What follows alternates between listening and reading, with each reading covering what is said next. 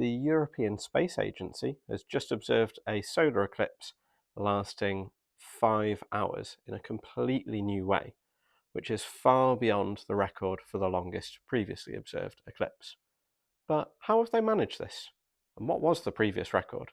We'll cover this and more in this week's random astronomy question.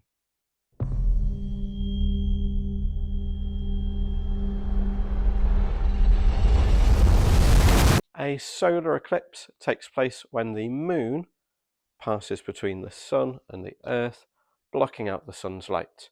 From the perspective of the earth, it looks something like this. As the moon passes through its new moon phase, if the tilt of its orbit is just right, it will pass directly between the sun and the earth, casting a shadow on the surface of our planet. The moon is approximately 400 times smaller than the sun, but also 400 times closer to Earth, making it take up almost exactly the same angle and size in our sky. Any part of the Earth that is in the umbra of the moon's shadow will experience a total solar eclipse, with other parts of the Earth's surface only experiencing a partial solar eclipse as they are in the penumbra partial shadow of the moon. Totality only lasts a short while and is only experienced by a small region of the Earth during each solar eclipse, making these rare events to view unless you travel to see them. In fact, the last total solar eclipse in the UK was back in 1999, and that was only visible in totality in the southwest of England in Cornwall. The next total solar eclipse on the mainland of the UK won't be until September 2090, slightly early 100th birthday present for myself if I make it that far, though there'll be one visible over Spain and Iceland in August 2026 if you can't quite wait that long.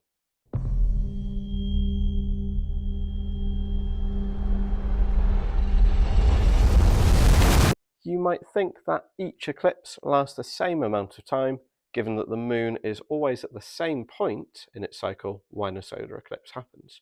So how can totality last anywhere from a handful of seconds to over 7 minutes? This is because the size of the umbra on the Earth's surface depends on the fact that both the orbit of the Earth about the Sun and the moon about the Earth are elliptical. This means that at different times the moon would be closer to the Earth, leaving a larger shadow on the planet's surface, or further away, leaving a smaller umbra. The larger the umbra, the longer the eclipse can stay in totality. Another factor is where the umbra is landing on the surface of the Earth. As the planet itself is rotating, that means that the shadow cast on that point of the Earth's surface can track with the eclipse. This works best when we're near the equator and leads to shorter eclipses if they happen over higher latitudes, either at the north or south. There are other factors too, but they are less important.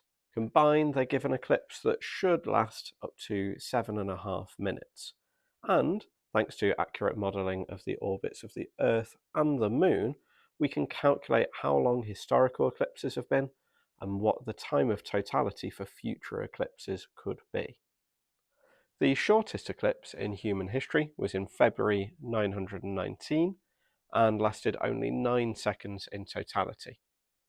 The longest was 7 minutes 27 seconds, way back in 743 BCE, though this will be beaten in 2186 with a new record of 7 minutes 29 seconds.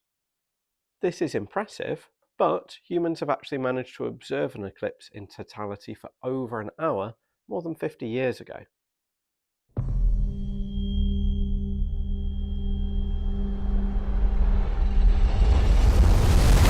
In 1973, a modified Concorde jet plane flew along the line of totality of the eclipse, travelling at Mach 2, that's 1,350 miles per hour. It was able to almost keep up with the umbra as it moved across the face of the Earth. The umbra was travelling at 1,500 miles per hour, meaning that it slowly overtook the Concorde. This led to a prolonged view of a solar eclipse, with features like Baily's beads and the diamond ring effect lasting significantly longer than viewers on the Earth's surface would be accustomed to. On board the Concorde were scientists carrying out a series of experiments to make the most of the opportunity. These included observing the chromosphere of the Sun in infrared, looking at how oxygen in the Earth's atmosphere was affected by the eclipse, looking at the F corona, which contains large amounts of dust, and measuring fluctuations in light intensity. None of these experiments yielded major breakthroughs, though all helped advance our understanding of the Sun and what goes on during a solar eclipse, not to mention giving those on board the experience of a lifetime. There have been commercial flights that have tried a similar feat, but since the Concorde was retired, there have been no commercial aircraft that can fly these speeds anymore, making this likely the longest eclipse that anyone will view from within the Earth's atmosphere.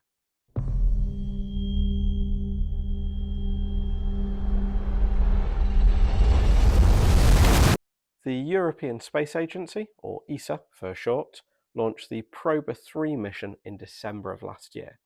It consisted of 2 separate satellites flying in formation with the aim of creating artificial eclipses as they orbit the Earth. The 2 satellites are on a highly elliptical orbit, taking them up to 60,000 kilometers from the Earth. This puts them at a place where there's a much weaker gravitational and magnetic field than where most other satellites will operate at, which allows for better control and precision to their flying. From there, they travel on average about 150 meters apart from one another, with the front satellite blocking the main body of the Sun from reaching the second satellite. This requires millimeter precision from the 2 satellites as they fly in formation relative to the Sun. If one satellite gets too close to the other, then we'll block out too much light, stopping the view of the corona of the Sun. If they get too far away, though, then we expose some of the light from the main body of the Sun to the delicate sensors on the second craft, which could potentially damage them. Similarly, if the satellites do not track well with each other vertically or horizontally, then they will also stop being able to simulate this eclipse effect. If all of this sounds incredibly tricky, that's because it is. It was hard just to get the ping pong ball to hold in the right relative positions compared to a fixed camera and a fixed sun, and that's before we factor in the fact that we were stationary in a classroom and static relative to the Earth model and the lamp that we're using to represent the Sun. For the real mission, you've got craft flying at hundreds, if not thousands of meters per second, orbiting a planet which is in orbit of the Sun, and trying to get their relative positions spot on. As a result, the early tests have been fantastic. In mid-June this year, the Proba 3 craft managed to produce an artificial eclipse that lasted for 5 hours.